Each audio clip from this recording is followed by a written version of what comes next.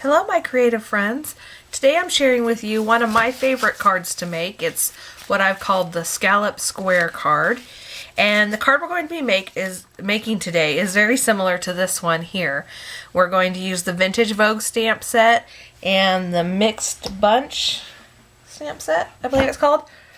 And I'll show you how to make this butterfly and the border as well as the background. It uses the Tag-tastic stamp set. It's a Hostess stamp set in the 2011-2012 Idea Book and Catalog. I also use the tiny tags and the jewelry tag punch to make these cute little tags that are hanging down here. This uses the same rich raspberry color, but a totally different look. The bottom here and the flowers is made using one of our celebration stamps that's currently going on right now. Every $50 you place, you can choose a celebration item, and one of these is this stamp set right that has this here. So to make this card, you're going to run your Scallop square die. You're just going to use the clear plate underneath, clear plate on top, run it through your Big Shot or other cutting device, and this, it's clear so it just pops out. This is going to be the base of your card. If you don't have the Scallop square die and you don't have a cutting machine that cuts something like this, you could always just do a 4x4 inch square, or you could use one of your border punches and maybe punch out the bottom or the top or both. So this is my base. I'm going to set that aside and work on the card itself. And for this card, let me measure it. It's 3 3/4 by 7 1/2, and you fold it in half. But before I fold it, I'm actually going to do the masking on it. So here's a fun little tip to make it easy to create a border like this. What I did was I grabbed some Post-it notes. This happens to be an extra long one. If your Post-it notes aren't long enough, you just use 2 or 3 of them. But I lined it up with the bottom of my grid mat. I don't know if you can see this. There we go. Okay, so you're going to line it up with the grid mat here, and then decide how much of a border you want. Each of these squares on the grid mat are 1/4 inch. So I think I'm going to do 1 1/4 inch, which would be 5 squares. So just count 1, 2, 3, 4, 5. And line it up on that side. And then 1, 2, 3, 4, 5. And make sure you're lined up on this side. And there you go. You got a straight line. But this will give you a clean edge. Because it's a Post-it note, it's not really going to stick to your paper and peel it apart, but it will hold in place. So you can stamp, and then when you're done, lift it off. So like I said, I'm going to use the Vintage Vogue stamp set. I'm going to use this image this time, but you can use any of the images in here, or any stamp really that's got a nice background image. So you could do some flowers, you could do both of them or one of them. You could even take this leaf and randomly stamp. Or you can do a straight border across, which is similar to this card I did right here. So I mounted that floral image. Now I'm grabbing my Wisteria Wonder ink, and I'm going to turn this so I can see it. Hopefully you'll be able to see it too. Ink up your stamp.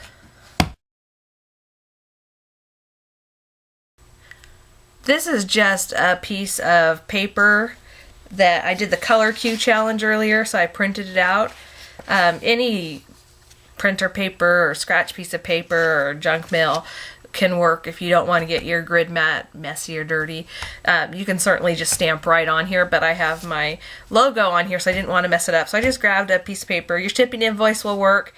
But okay, so you ink up your stamp, Wisteria Wonder, and then you randomly stamp it along the border.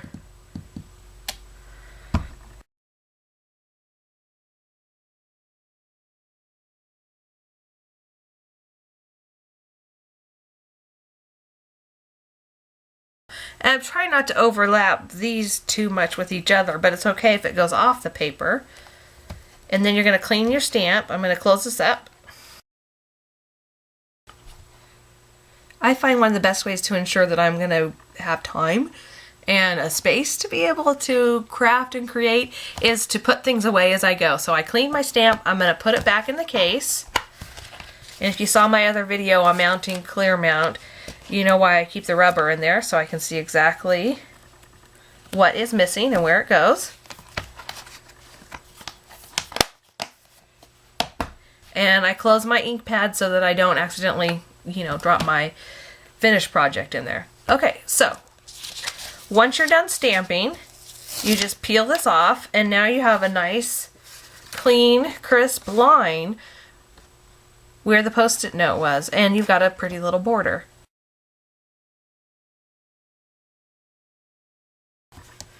Now that I have my image stamped, I just folded this in half. Remember, it was a 3 3/4 by 7 1/2, and you fold it in half, it's 3 3/4 square. And I like to use my bone folder to get a nice, again, nice crisp line to my stamp, to my card. So, there we go. There's this part. I'm going to now set this aside. Okay.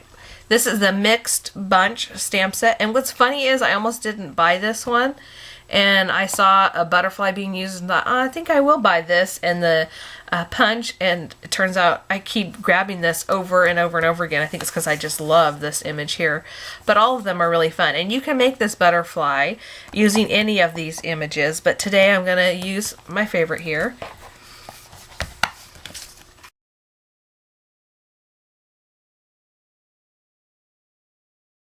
Again, I'm going to use Wisteria Wonder, and this is Whisper White cardstock.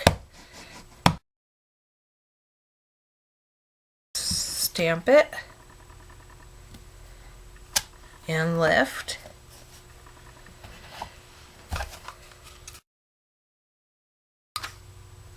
This is a blossom punch. You're going to stick this in and line it up. Now, if it doesn't fit, you can see where down here I just snipped off the ends. If you're having a hard time getting it to fit in the way you want it, you can kind of trim your paper around. But I'm just going to fit this in here, and I got to hold it close to me. The stamp has these little points that fit in with the flower, and you can see them pretty easily when you have it close to you, but when you're trying to work with the camera, it's hard. So then you just squeeze it together and punch it out. Flip it over. So I'm cutting this petal down to the center, and I'm cutting this petal down to the center, and peel it out. Then I'm going to go on the opposite side and take this out.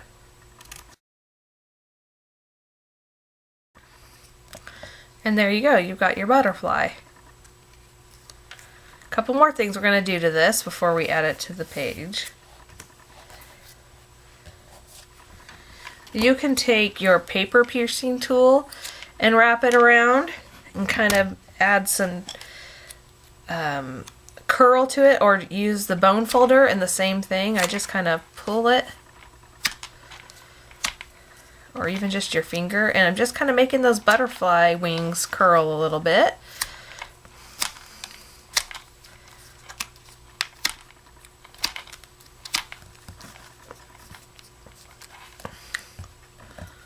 And you can probably see when it's down flat that it does curl. Next, I'm going to take my Wisteria Wonder paper and just punch out another blossom punch. I'm going to do the same thing with this as I did with the other one. I'm going to cut a piece of the pie out on the top and bottom.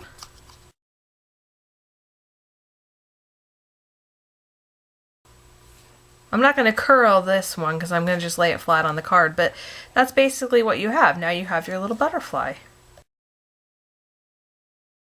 So now we can begin just assembling our card. I'm going to put some adhesive on the back.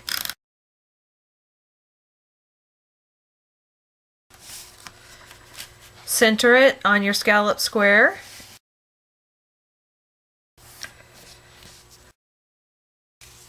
Next, I'm going to take this Wisteria Wonder ruffled ribbon, and I'm just going to tie it in a knot across here so that it kind of covers that edge.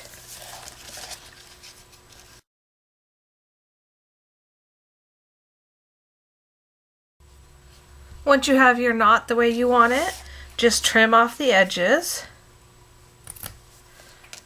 or the ends. And then I like to just add a couple little glue dots to keep it in place, especially with this ruffled ribbon. It seems to be harder to get a tight fit without bending the paper. I use my paper piercing tool to pick up the glue dot. Then just stick it right under the knot.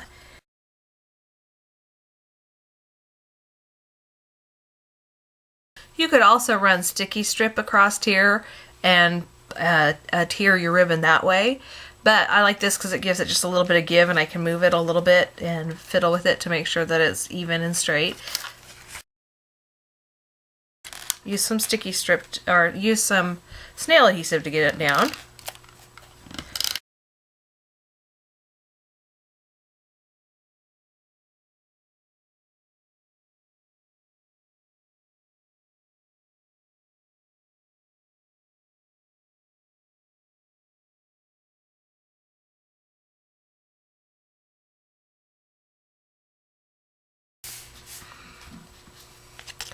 On the first card, I just drew antenna on the butterfly, but for this one, I just learned this tip watching another demonstrator online. Wrap the linen thread around a couple of times and tie a knot at the top, and you have a sweet little antenna. I like that a lot. I think I like it even better than my first original way. So to adhere it, you can either use a little dimensional, take your dimensional on the edge and maybe cut one or two. But I'm just going to use the glue dots that I already have and kind of roll it in half and stick it on the back middle.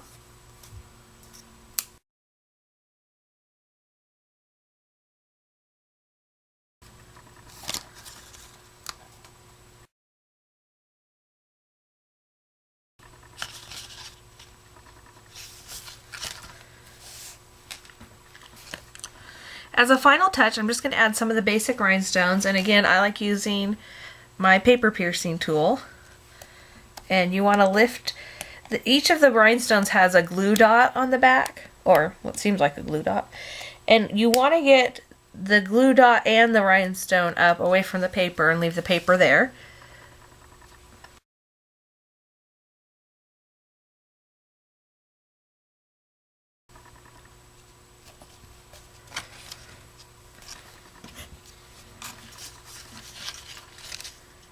You can do as many or as few as you want. But that's basically the card. It's cute, it's sweet. If you wanted to, you can add a little sentiment up here, a note in here. It will fit in your standard A2 size envelope, I believe, if you turn it to the side, so that you can mail it or just give it to a friend. I hope you enjoyed this. I hope that you will try it out yourself and let me know what you come up with. Happy creating. Thanks for joining me today. Bye.